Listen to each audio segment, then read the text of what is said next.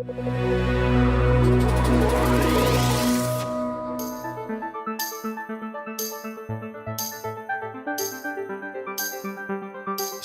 Bahrain is an initiative from EDB Bahrain to bring together entrepreneurs, corporates, investors, incubators and educational institutions along with the Bahrain government to promote a startup culture in the kingdom. So we launched Startup Bahrain about a year and a half ago, probably June 2016.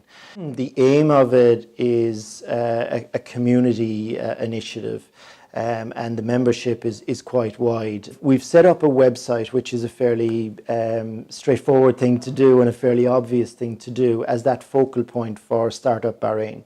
And what we're building on top of that are the resources that are available to freelancers or a more traditional startup company. What we're bringing together are the elements that are important. We need incubators and accelerators. We need funding options. So we're trying to build angel investment and VC investment.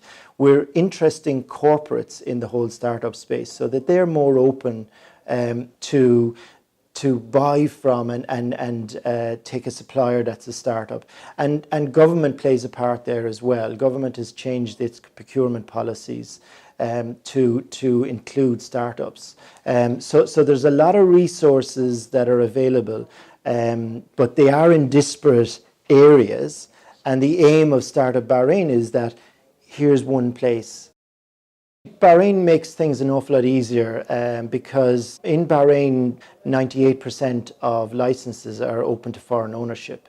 Bahrain is it's a free zone as a country. So the ownership and legal structure of Bahrain offers a lot of opportunity and flexibility. We use the existing licensing policy. We work with partners and we'll guide you to fit into the right partners. What we're trying to do is to say, well, all this infrastructure already exists. We're just making it easier for you to find it and to actually use it.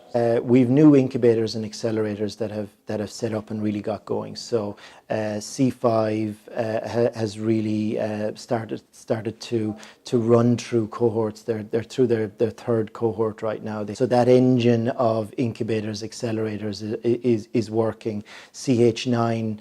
Which is more of an incubator than the accelerator model that C5 has. They're up and running as well, and they're running through. So getting the incubators and accelerators up and running has been a real achievement.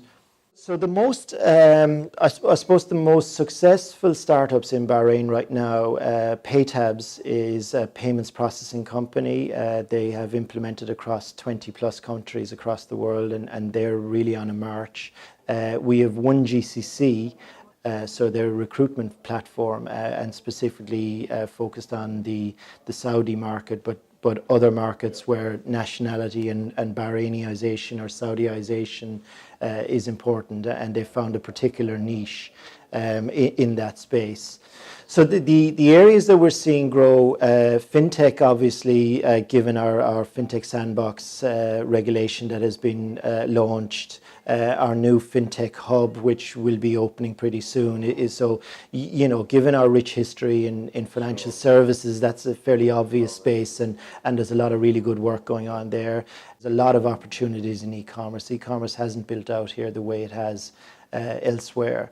IoT is another area we have, but in saying that they're the areas we see opportunity, we're not solely focused on any of those sectors.